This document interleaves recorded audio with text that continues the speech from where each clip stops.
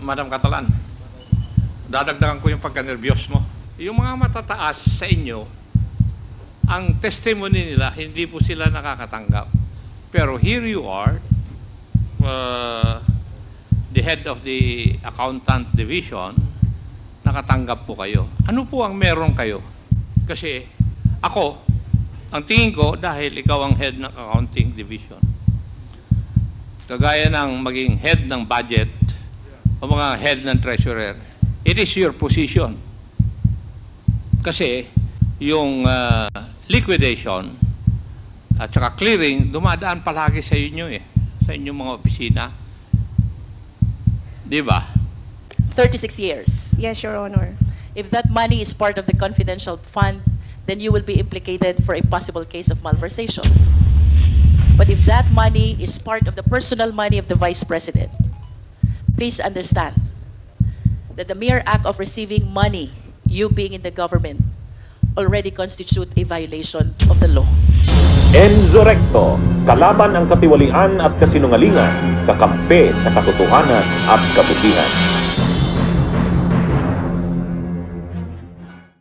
Ma'am, how can you certify something as complete and proper if you did not verify what is the content of the documents?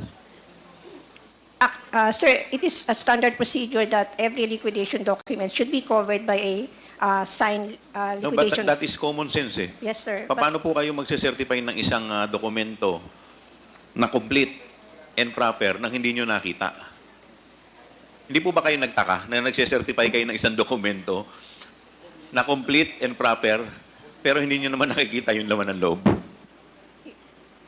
Unfortunately, that was the case, sir. Did you bother to ask the legal department or the COA na bakit kailangan dumaan pa po sa inyo? Bakit nyo kailangan i-certify ang isang bagay nang hindi ninyo ini-inspeksyon o tinitingnan? It was one of the requirements, sir, and I was made to sign that document, unfortunately. Who ordered you to sign the document? Not really ordered, but I was requested by... Yes, who requested you to sign the document? By ASEC Shine Paharda. Sino po? Si Assistant Secretary Shine Paharda. Sunshine Fajarda. Ma'am, meron po akong isang tanong. Nakakatanggap po ba kayo ng envelope kay ASEC Fajarda? Yung totoo po, ma'am. Remember, you are under oath. Aside from your allowance, from your regular budget, nakakatanggap po ba kayo ng envelope just like Yusek Mercado and Director Osias from ASEC Fajarda? Yes, sir. Magkakano? Minimal amount lang po. Which is, how much po? It's not even... Magkano po? It's 25,000. 25,000. How many times po? If you could recall. 9? Ilan? 9 times. 9 times. From what month up to what month? Let me guess. From February to September? I think so, sir. So, nung September po, tumigil na. Yes, Your Honor. Just like Yusek Mercado. Tama po ba? Yes, Your Honor. So, thank you po. Nag-iisip lang ako dun sa sinabi mo na noong binigyan ka ng unang sobre, sinabi mo kagad, ang tanong mo kagad galing ba ito sa confidential fund? Tama po ba yung pagkarinig ko? Yes, Your Honor. Bakit ganun ang tanong mo? Because honestly, I'm wondering ba't ako bibigyan? And during... Ngayon, it was after honestly, the... nagtanong ka kung bakit ka binibigyan. Ano ang sagot doon sa tanong mo na yun? But I was made to understand by ASEC Shaina, it is an allowance from the secretary, Kayo po yung accountant, di po ba? Yes, Matanong sir. ko po kayo, saan po nanggaling na pondo, ang source of fund, nung allowance na binigay sa inyo? Well, I didn't have the courage to ask for that anymore. Uy, tinanong mo lang, you had the courage to ask, galing ba ito sa confidential fund? Tapos you did not have the courage to ask, saan galing yan kung hindi galing sa confidential fund? Di po ba? Sure, Honor. Di ba? May lakas kang loob na tanungin, galing ba ito sa confidential fund? Pero hindi mo tinanong nung sinabi niya, hindi galing sa confidential fund yan. Saan galing? Di ba dapat yun ang sunod na tanong? Following your line of questioning. Kasi, madam, it is irrelevant whether you're aware of what you have signed or not. Kasi under the circular, you can be also liable. You cannot escape that. Kasi sa dami ng inimbestigan ko, basta nakikita yung signature na nandun yung signature, papailan ka ng kaso ng investigador. Di ba? Kaya nagkukuhan ako dun sa kwan eh. You were brave enough to ask kung galing sa confidential fund. Kasi nasa isip mo na dun sa pinirmahan mo, dun manggagaling yung pondo na binibigay sa iyo as an allowance. Di ba? Yun na napasok sa isip mo eh. Na binigyan ka ng allowance sa pagpirma mo dahil sa confidential fund. Sa pag-clear o liquidate ng confidential fund. Di ba, Iha? Yes, Your Honor. Yes. And you didn't know that because of your signature, pwede kang lumubog. Tama? Iha? Yes, Your Honor. Sige. Thank you, Mr. Chair. So ano po bang iniisip nyo na issue kung yung perang napabigay sa inyo ay galing sa confidential fund? That could be subjected to post-audit. That's all? Yes, Your Honor. Eh kung ito naman pong perang ito ay galing sa personal money ni Vice President, what will be the issue? Sir, Your Honor, wala po kasi personal money naman po na yun. That's what you believe. Yes, Your Honor. How long have you been in the government? I've been in the government for 36 years. 36 years. Yes, Your Honor. If that money is part of the confidential fund, then you will be implicated for a possible case of malversation. But if that money is part of the personal money of the Vice President, please understand that the mere act of receiving money, you being in the government, already constitute a violation of the law. Was it, were you made also understand that this is done in secretly or is just, magandang ano lang, it's a regular binibigay lang na parang allowance lang, pang gift lang, or may impression ba na wag mong sabihin, sa'yo na muna ito, or ganon? Wala po, Your Honor. So, ibig sabihin, talagang hindi siya sinesekreto. Basta, Your Honor, papatawag ka lang sa office. Papatawag ka sa office, pero alam mo na hindi lang ikaw yung nakakatanggap. I'm not aware, Your Honor. But you are aware that there are also others who may also be receiving the same allowances, as you may call it.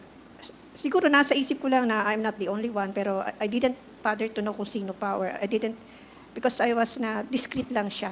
So, discreet siya. Opo. So, Your ibig Honor. sabihin, there was never any instance where kaklose mo sa opisina, nagsabi rin na, uy, naka-receive din ako ng the same. Wala po, Your Honor. So, it was done secretly. Would you say so? Secret, discreet nga lang po siguro, kasi wala akong alam, Your Honor. Okay, sige. So, ibig sabihin, Mr. Chair, I'd like to, again, follow up your question. Gusto ko lang malaman, no? So, you said that your task really is being compartmentalized, that you have never any way of knowing that this, is that what you're trying to make this committee understand, that as a chief of staff, there was never any moment or any, like for example, any instance where there was really that information or knowledge? Kasi, taking from the explanation of Ms. Catalan, allowance to, it's not something irregular. Parang ganun yung pagkaintindi niya eh. Hindi naman siya dapat sekreto or although discreetly binibigay sa kanya pero ang understanding niya is galing pala sa personal money ni Vice President. So hindi dapat siya sekreto. So are you telling this committee that in the span of your tenure as a chief of staff, you have never heard anybody, or at least with your co-workers, saying that there's an allowance from the good heart of the Vice President giving out for these employees? Mr. Chair, if there was, Please continue. if there was an instance, Your Honor, that I would say maybe pumasok sa utak ko na may nabigyan, it was probably nung 2022 December because it was meant to be parang a Christmas, no? Yeah, but that's already, oo, sabi ni yes. Ms. Catalan, that's regular bonuses. But we're talking about these, But throughout the envelopes, I can honestly say walang ibang USEC or Ms. Runa, I can honestly say I just found out today also. So walang ganyang usapan eh. Hindi nagkakaroon walang lumapit sa akin na nagtanong man lang kung ako ba may natanggap or them narrating to me na sila may natanggap sila. To be perfectly honest with you, wala talaga akong narinig eh. I find it very hard to understand. Although I'm not trying to debunk your statement here, Attorney Pua, but to me, we all are we all are government employees and we know how the administrative processes have been going. So it's for me personally, I think it's kind of difficult for you not to be able to understand and at least have a grasp on what is happening inside your office, knowing that you are not only the chief of staff, but you're also the spokesperson for the Department of Education, Mr. Chair. And though you may not know, but a lot of your co-workers in the department, co-employees in the department have already come out saying the same thing. But if we use the same argument or the statement of Ms. Catalan na discrete pinamimigay, ilan yung lumabas na? Ibig sabihin, kung apat na ba sila, Mr. Chair, o 5? Apat yung lumabas na same testimony saying that they have received envelopes. Ibig sabihin, kung discreetly, kung the same manner of releasing, ibig sabihin there's no way for them to really make up some stories. But they came out with the same narrative and the same stories. Yun lang yung gusto kong ipaintindi, no, Mr. Chair. Do you have what's your thought on that? Mr. Chair, may I respond? I respect your view, sir. Like I mentioned earlier, Mr. Chair and Honorable Congressman, if I were in your shoes, I would also find it hard to believe, hindi ba? And that's why I had to put it in context, no? I did not know the Vice President till the day I was hired as her spokesperson in July. I wasn't with her prior. So perhaps there are things that's why I said it was compartmentalized. Perhaps there were things that are not shared with everyone, are not shared with me, are shared with me, but are not shared with others either. Perhaps that's the only way I can even fathom it, no? But definitely operationally, which means policy, which means whatever happens in DepEd, I can honestly say that really goes through me. But on why they are naming ASEC Sunshine as the one giving the envelope, I really do not know. And even if you were to ask me now, I wouldn't even dare ask. What's the task of Attorney Sunshine pala, if I may ask? As far as I know, she was the head EA even before I joined DepEd, Your Honor. So in fact, she was the one who interviewed me when I applied for DepEd. And then my last interview was the Vice President, and that was the day that I met the Vice President for the first time, when I was offered the job of spokesperson. And I remained to be a spokesperson from July 2022 to around April 2023. So just to give you a background on all this, because I can definitely understand, Your Honor, the sentiments of the good congressman on parang medyo weird, no? Chief of Staff ka, bakit di mo alam ang lahat nangyayari? In fact, it's a bit embarrassing for me to also admit na hindi ko alam lahat ng nangyayari. But it's really the way it is. Things are compartmentalized even from day one. So even as spokesperson, when may balita and I need to get to an interview, honestly, I have to message with the Vice President at that time to find out every time on what she wants me to say during the interview. At least just to give you a picture, Your Honor, on how it was. Okay, thank you. Yusek po, ang sabi po nyo, hindi kayo nakatanggap ng envelope. Did I hear it right? Mr. Chair, nakatanggap po ako pero hindi envelope mula kay VP mismo. Occasionally, no? And I can try to cite the occasions if you would want me to. Yung envelope kagaya ni Madam Catalan. I was never called to ASEC Shine's office, for the record, to receive an envelope. I don't know why, to be honest. Thank you. ASEC Monsayak, have you received also an envelope? Good afternoon, Madam Catalan. Good afternoon, Asik Mr. Chair Masaya, and you're Your Honor. recognized. May I answer, Your Honor? Yes, please. Your Honor, I never received any envelope from ASEC Shine Fajarda or the Vice President. Never, Your Honor. And if you will recall the testimonies of the persons who supposedly admitted that they received envelope, they started receiving February and it ended September 2023. I only joined DepEd in October 2023, Your Honor. Thank you, Your Honor. Thank you. Yusek Escobedo, the same question. Yusek Escobedo. Mr. Chair, You're Your recognized. Honors, hindi po ako nakatanggap, but during birthday, binigyan lang po ako ng isang cash lang po for my birthday and Christmas. Thank you. How about Yusek Menfin? Yusek Mempin. No, sir. No. No, sir. Now, Madam Catalan, what makes you special, or what do you have that you would merit a 25,000 envelope, contained in an envelope? Ano pong meron po kayo? Miss Catalan, you're recognized. Hindi ko po masagot, Your Honor. Kasi yung mga matataas sa inyo, ang testimony nila, hindi po sila nakakatanggap. Pero here you are, the head of the accountant division, nakatanggap po kayo. Ano po ang meron kayo that would merit na bigyan po kayo ng envelope ni Vice President? Your Honor, yung sinabi lang po sa akin ni Sec. Shine is that a form of gratitude. What did you do? What did you do that would merit yung kuha na yun? Na maging magpapasalamat sa iyo si Madam Fajarda or the Vice President. Ano po yung ginawa ninyo? Maybe we're just doing our job in the accounting division, so maybe they were just very... Naniniwala po ba kayo na sobre at pera ang award ng isang empleyado na efficient sa pagtrabaho po niya? Maybe, Your Honor. Huh? When you say maybe, it is being done in the department? Ganun po ba? No, no, Your Honor, kasi O kaya nga, I cannot anong say. meron ka na ganun ang kwan sa iyo? I'm sorry, Your Honor, hindi ko po masasagot kung ano ba meron. Kasi ako, ang tingin ko, dahil ikaw ang head ng accounting division, kagaya ng maging head ng budget o mga head ng treasurer, it is your position. Kasi yung liquidation at saka clearing, dumadaan palagi sa inyo sa inyong mga opisina. Di ba? At no matter how you look at it, marami pong kalokohan sa liquidation at saka use of funds. Di po ba? Your regular transaction, we ensure na lahat po ng disbursement is duly supported by documentary requirements. But again, the confidential fund is quite different and the first time that we have in the department. Whether it's confidential or regular funds, may mga kalokohan sa liquidation. Would you agree? Kasi ang daming kaso sa ombudsman na ganyan eh.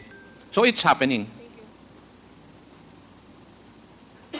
Honor, but in DepEd, basta regular transaction po, we ensure na lahat po ng transactions or disbursements are duly supported with supporting documents, and these are subject to post-audit naman po. Hindi natin, I would ask you questions regarding the regular fund, tsaka sa procurement, but it's not the issue of the day. Ang issue kasi ngayon is the use of confidential funds. I would like to ask you that also. Pero ako, from my experience, nakikita ko na yung mga ganyan na pwesto, yun po yung nare-regaluhan ng sobre. Either by the heads of office or by those who transact business with your office. Kasi the ombudsman cases would show that na nangyayari talaga. Hindi po ba kayo naniniwala ron? Naniniwala po, Your Honor. Thank you. Thank you, Mr. Chair. Mr. Chair, Congressman Nabante. Ms. Catalan, you have been in the DepEd for 30 years, correct? Your Honor, 36 years. How many cabinet secretaries have you been in? I cannot remember, but the first cabinet secretary was Secretary Isumbing. Were you even given envelopes during those times on different secretaries? Your Mr. Honor, as Catalan? I mentioned earlier, there was no giving of envelopes in all these years except in 2023. So therefore, only when the Vice President was the Secretary of DepEd. Yes, Your Honor. Okay. You've got to realize that those 9 envelopes has a total amount of 225,000. Am I right? Yes, Your Honor. Okay. Attorney Powa, do you remember receiving an envelope that has about 200,000 in it? Mr. Chair, Your Honor, no. The simple answer is no. The biggest, if I need to share, Yes, go ahead. probably when one time nakwento ko nga na nag-reimburse ako because of the media party, no, for just to host the media for Christmas, I was given around 20 to 25 at that time, which was, well, to be candid, lower pa than what I made abono, but who are we to diba? So, but never, not definitely not 200, not 100,000, not 50,000. Oh, Ms. Catalan, he was an undersecretary of DepEd, the spokesperson of the Vice President, yet he has not even received, that amount of money during his time.